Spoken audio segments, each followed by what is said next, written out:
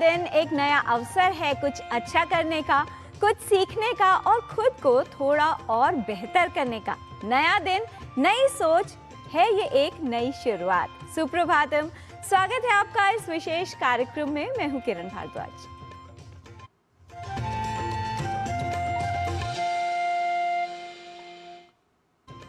समय से लड़कर जो अपना नसीब बदल दे, इंसान वही जो अपनी तकदीर बदल दे। क्या फायदा है आगे का सोचकर, क्योंकि क्या पता समय खुद ही अपनी तस्वीर बदल दे। हमें जीवन में सदा समय के साथ ही चलना चाहिए, उसी से व्यक्ति की प्रगति होती है।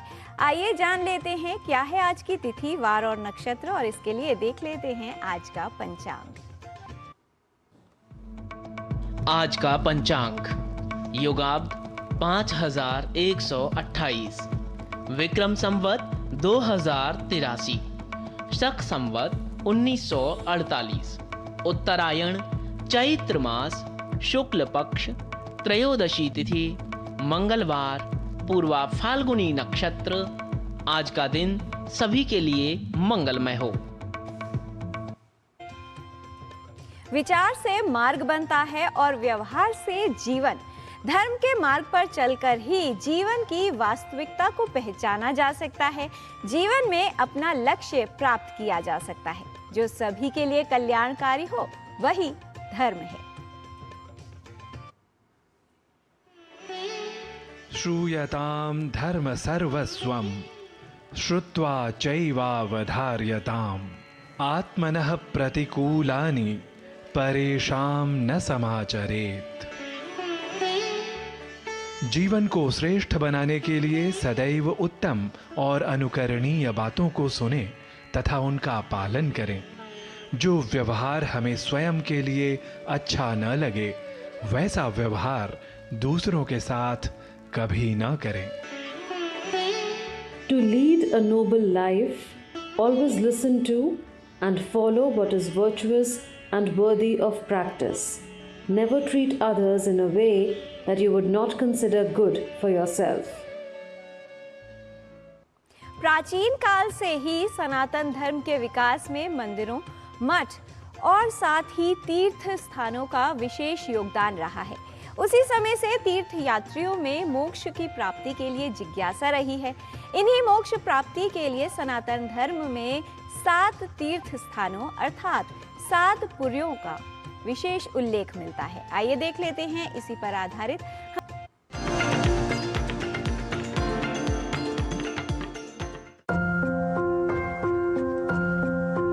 भारतीय संस्कृति के प्रचार प्रसार में नदियों, प्रसिद्ध मठ मंदिरों और प्रमुख स्थानों का महत्वपूर्ण योगदान रहा है।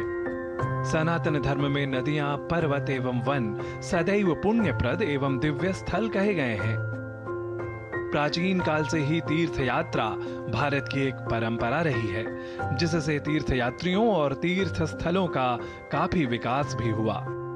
भारतीय समाज प्राचीन काल से भांति भांति के संप्रदायों और उप संप्रदायों में विभक्त था, किंतु तीर्थ स्थल और तीर्थ यात्राओं ने वैदिक संस्कृति एवं देश की महत्वपूर्ण मौलिक एकता को एक सूत्र में गूंथ कर रखा है। हमेशा से ही तीर्थ यात्राओं के साथ लोगों में मोक्ष प्राप्ति के लिए भी जिज्ञासा रही है।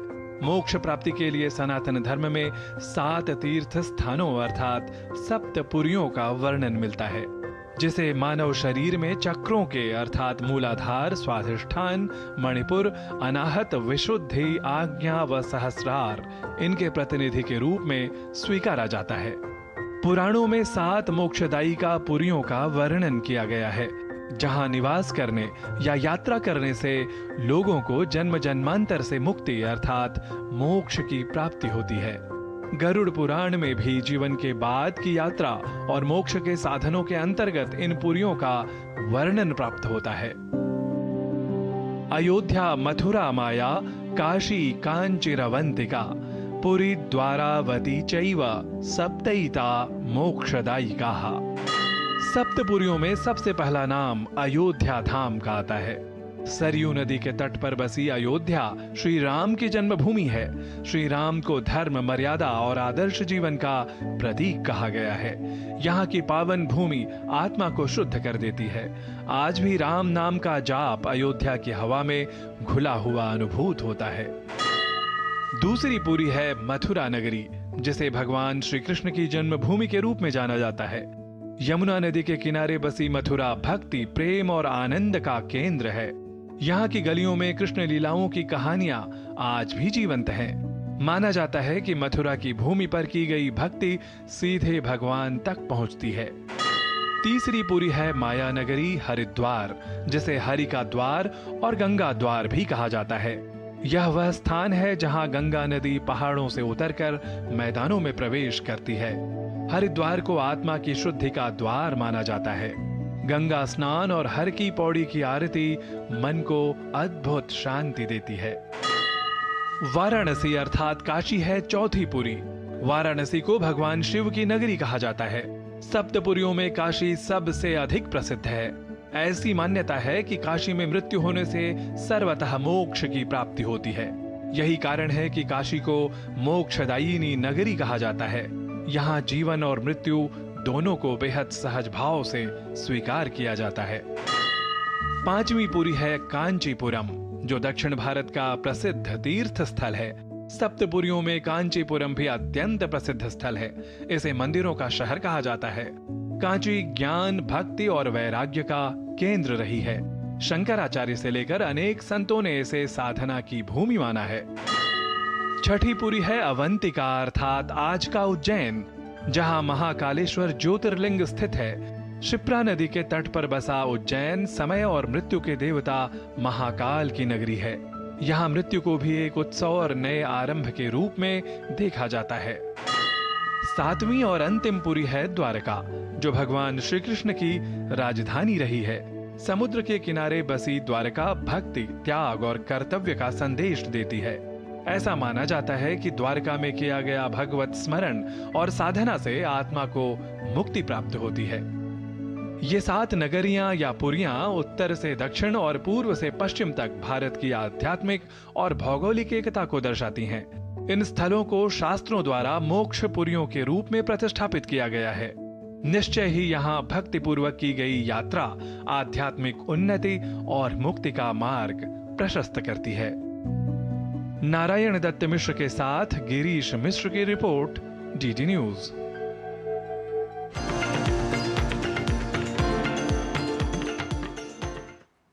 परमात्मा हर कार्य के पीछे छुपी भावनाओं को देखते हैं, न कि बाहर की सुंदरता। व्यक्ति बाहर से साफ हो या ना हो, कुरूप हो, सुंदर हो, गोरा हो या काला हो, यानी जैसा भी हो, परमात्मा के लिए महत्वपूर्ण है हृदय की सुंदरता अर्थात व्यक्ति की पवित्रता। यहाँ पर रुकते हैं एक अल्प विराम के लिए। आप देखते रहिए डीडी न्यूज।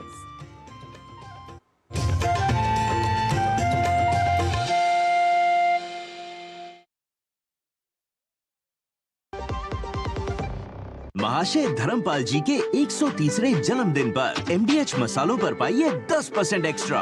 अब स्वाद के साथ बचत भी। अब पाइए बचत ही बचत। विभाग अनेक, कंप्लेंट बॉक्स 1। किसी भी सरकारी दफ्तर, विभाग या बैंक से जुड़ी शिकायत के लिए pgportal.gov.in पर जाएं, रजिस्टर करें, संबंधित विभाग चुनें, शिकायत दर्ज करें और ट्रैकिंग ID नोट करें। SMS या ईमेल पर एक्नॉलेजमेंट पाएं और शिकायत का जवाब सीधे मंत्रालय से प्राप्त करें। अब तक 1 करोड़ 12 लाख से अधिक भारतीयों ने भरोसा जताया। CP ग्राम्स, आपकी हर शिकायत का हल। अभी शिकायत दर्ज करें pgportal.gov.in। टर टर टर टर सिस्टर बीना का मैसेज आया है, अर्जेंट। लिखा है मेरे बच्चे के ट्रीटमेंट के लिए 1 लाख रुपए चाहिए डॉक्टर, तुरंत भेज दीजिए प्लीज। सिस्टर बीना, मैं पहले सिस्टर बीना को फोन करके पूछूंगी फिर भेजूंगी, क्योंकि मैं मूर्ख नहीं हूँ। Well done doctor. UPI कहता है अगर पहचान के व्यक्ति से भी ऐसे मैसेज आए तो हो सकता है कि उनके मैसेजिंग ऐप हैक्ड हो। तो पहले नॉर्मल कॉल करके चेक करो और कहो मैं मूर्ख नहीं हूँ। जाइए आप भी किसी का टेस्ट लीजिए। सिप सिप जीरा सिप जीरा सिप MDH का जलजीरा जीरा सिप जीरा सिप जीरा सिप प्यास बुझाए ठंडक लाए सबको भाए जीरा सिप MDH का जलजीरा जीरा सिप जीरा सिप असली रिफ्रेशिंग, असली स्वाद, असली मजा। MDH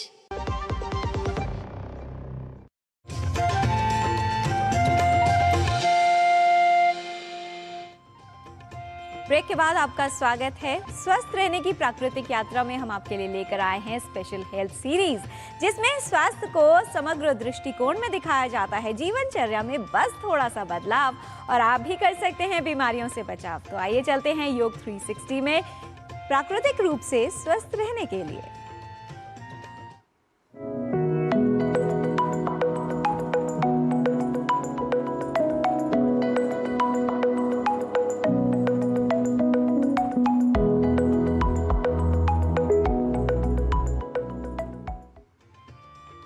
योग 360 में आपका स्वागत है। बच्चों से लेकर बड़ों तक सभी बनेंगे हेल्दी विद योग 360।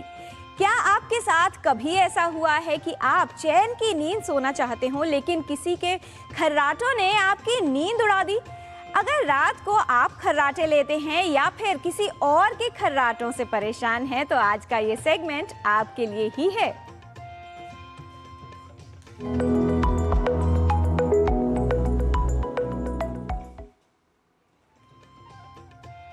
स्नोरिंग यानी खर्राटे लेना, जिसे अक्सर लोग मजाक समझते हैं या फिर अच्छी नींद की निशानी मानते हैं, लेकिन ये हो सकती है आपकी सेहत के लिए खतरे की घंटी। तो आइए शुरू करते हैं वो यात्रा जो आपकी सेहत को भी बेहतर करेगी और आपकी नींद भी सुधारेगी। खर्राटे लेना एक आम समस्या है। ये संकेत है कि व्यक्ति को सोते समय सांस लेने में परेशानी हो रही है। कोई भी इससे प्रभावित हो सकता है। खर्राटे एक अचेतन गूंजने वाली ध्वनि है जो तब होती है जब मुंह और गले की मांसपेशियां नींद के दौरान आराम करती हैं और वायु मार्ग प्रतिबंधित हो जाता है। ये स्लीप ब्रीदिंग डिसऑर्डर है, जिसे ऑब्स्ट्रक्टिव स्लीप एपनिया भी कहते हैं। इसके कारण किसी व्यक्ति की नींद की गुणवत्ता बदल सकती है। जो लोग खर्राटे लेते हैं उनमें बहुत अधिक नाक और गले के ऊतक होते हैं जो कंपन के प्रति अधिक प्रतिरोधी हो जाते हैं। ये समझना आवश्यक है कि खर्राटे की समस्या होने पर इससे राहत के लिए कौन से उपाय किए जा सकते हैं। खर्राटों की आवाज अगर आपको रात भर सताए तो समझ लीजिए कि आपकी सेहत आपसे कुछ कहना चाहे। तो आप कीजिए ये योगिक क्रियाएं और आसन जो खर्राटों की समस्या से राहत में काम आए। आज बहुत सरल से 3 अभ्यास हम आपको बता रहे हैं जो नियमित रूप से अगर आप करेंगे तो खर्राटे की समस्या को गुड बाय कह सकते हैं। सबसे पहला अभ्यास आनंद मदिरा का। ये तीनों अभ्यास आप सोने से पहले भी कर सकते हैं और अपना जो रेगुलर योगाभ्यास करते हैं उसमें भी कर सकते हैं। तो आनंद मदिरा के लिए हम क्या करते हैं, सबसे पहले आप इस प्रकार से वज्रासन में बैठ जाते हैं जैसे हम बैठे हुए, ठीक है। फिर अपने टखनों को पकड़ना ऐसे कि अंगूठा अंदर और उंगलियां बाहर की तरफ आ जाएं। अब जब आप टखनों को पकड़ के बैठे हैं तो थोड़ा सा प्रेशर आपको अपने टखनों पर महसूस होगा। यहाँ आकर के गर्दन को पीछे ढीला छोड़ दीजिए और पूरा ध्यान भ्रू मध्य पर ले आइए, स्पेस बिटवीन द आईब्राउज। अब यहाँ पर जो भी विचार आ रहा है आने दें, जो जा रहा है जाने दें। न किसी विचार को होल्ड करना, न किसी को हटाने का प्रयास करें। थोड़ी देर इस स्थिति में नॉर्मल ब्रीदिंग के साथ रुकें और फिर वापस आ जाएं। इसी के साथ फॉलोड बाय आनंद मुद्रा करेंगे पादाधीरासन। उसमें भी आप ऐसे ही बैठे रहेंगे, हम फ्रंट से आपको दिखा रहे हैं। आप मुट्ठी बनाएंगे, दाई मुट्ठी को बाई बगल में, बाई मुट्ठी को दाई बगल में रखना और अपनी कोहनियों को नीचे कर लेना। अब आप एक प्रेशर अपने बगल पर फील कर रहे होंगे। गर्दन को ऐसे आगे झुका देंगे। अब इस बार कहाँ ध्यान लेकर जाना है, अपने नासाग्र पर यानी टिप ऑफ द नोज पर। टिप ऑफ द नोज पर ठंडक महसूस हो रही है, उसे महसूस कीजिए। गर्माहट हो रही है, उसे महसूस कीजिए। थोड़ी देर यहाँ रुकना, फिर गर्दन को आगे ले आना, हाथों को भी वापस ले आना, ढीला छोड़ देना। इस पूरी प्रक्रिया को हम 2 बार दोहरा लेते हैं। और अंतिम अभ्यास जो है वो तो खर्राटों के लिए रामबाण का अभ्यास है। उसमें आप क्या करेंगे, आपको करना है उज्जाई प्राणायाम का अभ्यास, यानी असली खर्राटों को बंद करने के लिए नकली खर्राटे ले लेते हैं। अपनी जीभ को अंदर रोल कर लेंगे, ऊपर तालू को टच करेंगे और अंदर जीभ को होल्ड कर लेना। जीभ फोल्ड ही रहेगी, मुंह बंद रहेगा, नाक से सांस लेना है, नाक से छोड़ना है, पर लेते समय भी हमें खराटे जैसी आवाज करनी है, छोड़ते समय। एक बार देखिए कैसे करेंगे। स्थिति में आना,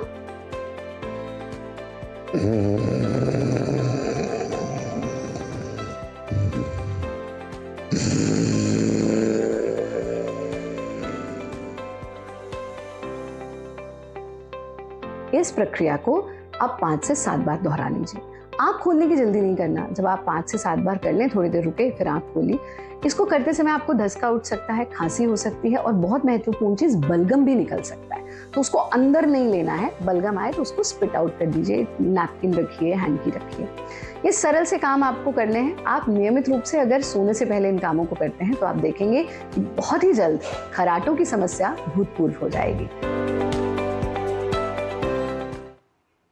नींद में शोर मचाना नहीं है आम बात। खर्राटे दे सकते हैं आपको बीमारी की सौगात। करना है अगर इस समस्या को दूर, तो आपको करना है अपने आहार में कुछ उपयोगी बदलाव। हमें गले में जमाव को कम करने वाला और साथ ही में वजन कम करने वाला आहार सेवन करना है, जिसमें पत्ते भोजन में हमें नित्य उष्णोदक एवं गर्म पेय का सेवन करना है। साथ ही में हमें मसालों में हल्दी, पिपली, सौंठ, काली मिर्च का सेवन करना है। रात्रि में लघु एवं सुपाच्य भोजन का सेवन करना है। हमें इसके साथ ही में रात्रि में अगर हम हल्दी वाला दूध लें अथवा हम शुंठी पाउडर शहद के साथ लें तो बहुत ही फायदेमंद साबित होगा। पथ्य विहार में एक अंग पे सोना चाहिए, जिससे हमारा एयरवे क्लियर हो जाएगा। वजन अपना संतुलित बनाए रखने पे जरूर ध्यान देना है। अब अपत्य भोजन, कैसे भोजन हमें सेवन नहीं करना है। दूध एवं दूध से बने हुए सर्व पदार्थों का सेवन नहीं करना है। साथ ही में हमें ठंडी चीजें जैसे आइसक्रीम है, कोल्ड ड्रिंक्स है, फ्रिज में रखी हुई चीजें हैं, इसका सेवन हमें टालना है। फलों में केलों का सेवन नहीं करना है। हम गुरु आहार एवं तला हुआ आहार का सेवन बिल्कुल ना करें। खर्राटे लेना रात की पार्टी है, लेकिन सेहत की नहीं। खर्राटों को मामूली ना समझें, ये हो सकते हैं सेहत का बड़ा पैगाम। ये औषधियां और आयुर्वेदिक उपाय करेंगे खर्राटों से राहत दिलाने का काम। आमतौर पर जो है आयुर्वेद की दृष्टि से देखें तो कफ दोष की वृद्धि से ये रोग होता है, या जिन लोगों में मोटापा होता है उनमें ये रोग होता है।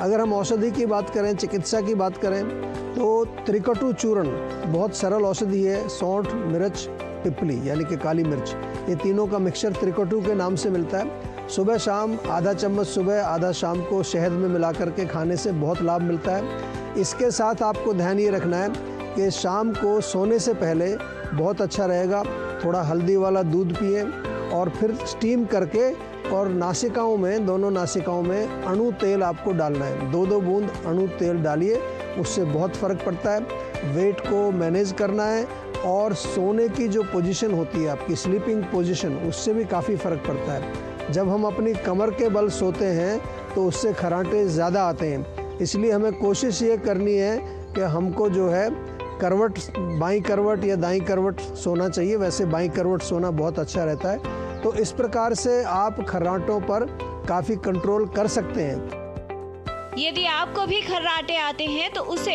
अच्छी नींद का संकेत मानकर नजरअंदाज न करें, बल्कि सही उपाय करें जिससे इस समस्या को दूर किया जा सके। तो आज आपने जाना आनंद मदिरासन का अभ्यास, पदाधिरासन का अभ्यास, उज्जयी प्राणायाम करना लाभकारी है। खर्राटों की समस्या में राहत के लिए योग उपयोगी है। सुपाच्य भोजन का सेवन लाभकारी है। हल्दी, पिपली, शुंठी और काली मिर्च का नियमित सेवन करें। दूध और दूध से बने पदार्थों का सेवन न करें। आइसक्रीम और ठंडे पेय पदार्थों के सेवन से परहेज करें। आधा चम्मच त्रिकटु चूर्ण सुबह शाम शहद के साथ लें। सोने से पहले हल्दी वाला गर्म दूध पिए। प्रतिदिन भाप लेने से लाभ होगा। नाक में 2-2 बूंद अणु तेल की डालना लाभकारी है। नींद का लेवल अप चाहिए तो खर्राटों को म्यूट करें। खर्राटों की आवाज होगी ऑफ तो चैन की नींद ऑन। पानी है अच्छी सेहत और बनानी है अपनी सेहत टॉप, तो खर्राटों पर लगाइए फुल स्टॉप। हेल्थ संबंधित जानकारी हम आप तक ऐसे ही लाते रहेंगे, आपको हेल्दी बनाते रहेंगे। बच्चों से लेकर बड़ों तक सभी बनेंगे हेल्दी विद योग 360।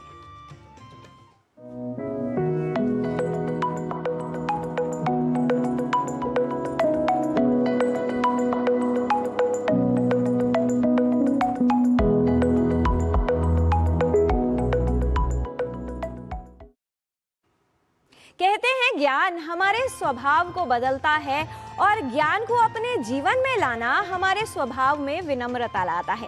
अगर स्वास्थ्य अच्छा करना है तो स्वास्थ्य को लेकर ज्ञान चाहिए, और अगर जीवन अच्छा करना है तो जीवन कैसे जीना है इसका ज्ञान होना चाहिए। जीवन में कुछ सीखते रहना बहुत ही आवश्यक है। तो आइए संस्कृत का ज्ञान लेने के लिए चलते हैं संस्कृत पाठशाला में और सीख लेते हैं कुछ ऐसे शब्द जिनका अशुद्ध उच्चारण हमारी भाषा को बिगाड़ता है। तो क्या है उसका शुद्ध उच्चारण, शुद्ध लेखन कैसे किया जाना चाहिए, ये सीख लेते हैं अपने सहयोगी डॉक्टर नारायण दत्त मिश्र से।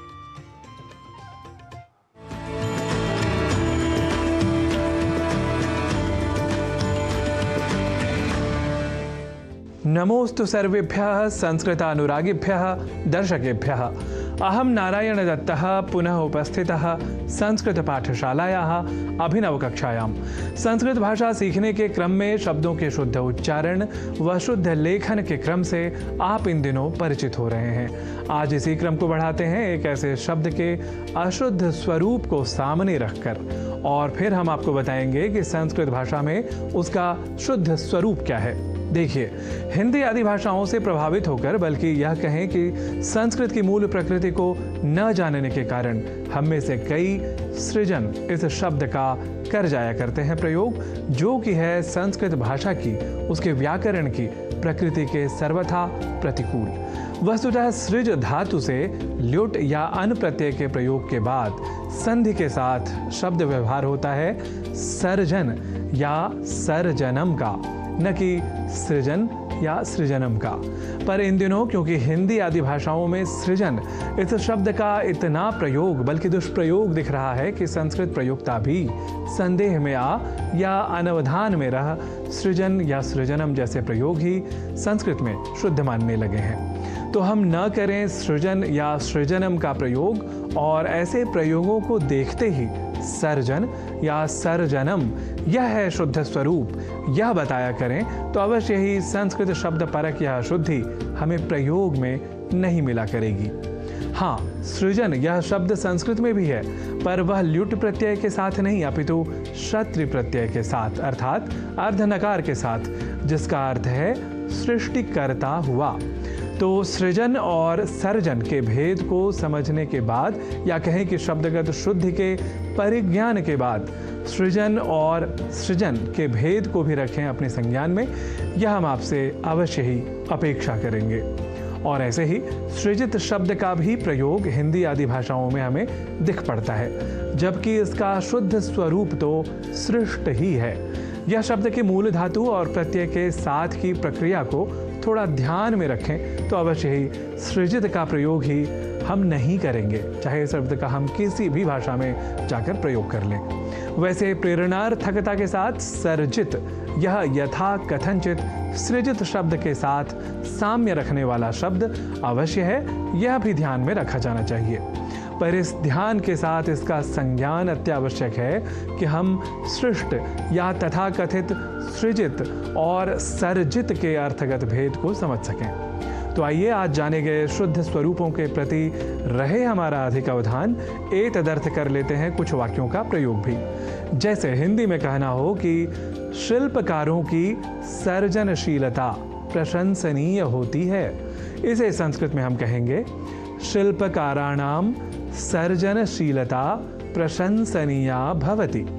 यहाँ ध्यान रखिए, सृजनशीलता नहीं सर्जनशीलता ही, चाहे यह संस्कृत भाषा में प्रयोग की बात हो या हिंदी आदि भाषाओं में, क्योंकि अब आप जान चुके हैं कि सृजन और सर्जन के बीच का जो तात्विक मर्म है, वह अर्थगत भेद है, वह क्या है। ऐसे ही अगला वाक्य देख लेते हैं। परम शक्ति द्वारा यह संसार सृष्ट है, इसे संस्कृत में कहेंगे सृष्टिशः अस्ति। यहाँ पुनः ध्यान रखिए कि सृजित नहीं, सृष्ट ही, चाहे यह संस्कृत भाषा में प्रयोग की बात हो या हिंदी आदि भाषाओं में। ऐसे ही एक और वाक्य ले लेते हैं। काव्य की सृष्टि करता हुआ जो कवि है वह सुदर्शन है। इसे संस्कृत में कहेंगे काव्यम सृजन यह कवि असौ सुदर्शनः अस्ति। तो आज की संस्कृत पाठशाला का सार यह कि सृजन नहीं, सर्जन ही है शुद्ध शब्द। ऐसे ही सृजित नहीं, सृष्ट है शुद्ध शब्द। और साथ ही आपने आज जाना कि सृजन और सृजन इन दो शब्दों में क्या है शब्दगत साम्य, पर अंततः कौन सा शब्द है सर्वथा शुद्ध। तो भाषा परक ऐसे ही विशेष अंशों को जानने के लिए देखते रहिए संस्कृत पाठशाला। पुनः मेलिष्यामः। नमो नमः।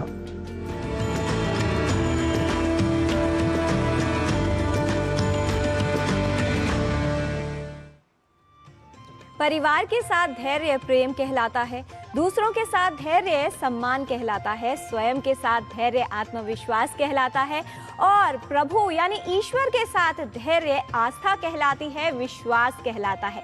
ध्यान रखिए कि इच्छाएं, आवश्यकताएं और नींद जीवन में कभी पूरी नहीं होती। जो जितनी सुविधा में है वो उतनी ही दुविधा में है।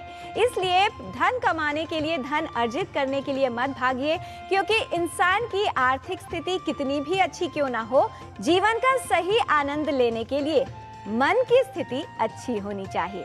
आज के कार्यक्रम में इतना ही। हमारी पूरी टीम को दीजिए अनुमति। नमस्कार।